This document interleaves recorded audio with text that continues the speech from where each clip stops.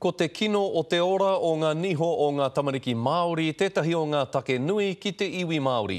Me te aha no te rānei i wai tohua ai he kawenata e raukura hauora o Tainui, Ngaitahu me te whare wānanga o Tākou, kia piki ake ai te ora o ngā niho o a tātou tamariki. E hara te hauora o ngā niho o ngā tamariki Māori i te kaupapa hou.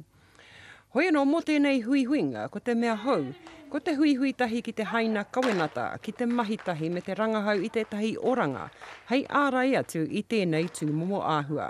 We see this memorandum of understanding as just a further extension of our obligations under the Treaty of Waitangi. Well, it's very exciting because we're looking at something that's unique, hasn't been done before, looking at the oral health of Māori mothers-to-be and then following them through their birth and following the oral health of the baby. We've made some progress, never enough and never fast enough. Ko tēnei kawenata he hono i waenga nui ia raukura hauora, Ngaitahu me te whare wānanga o Tākou.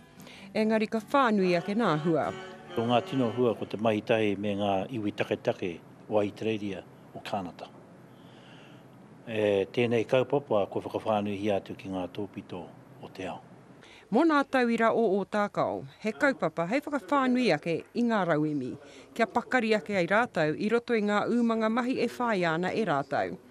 Neka ati te rua te kaumano nā tauira, i nā te kitea o te tauira Māori e maranga mai ana. Those Maori students at Otago are very high, relatively speaking, and also PhD numbers, as I mentioned, that have doubled from 700 to 1,400 over the last 7 years. I roto i era matapai, me waia takatika. Tēnei Molyneux, te karere.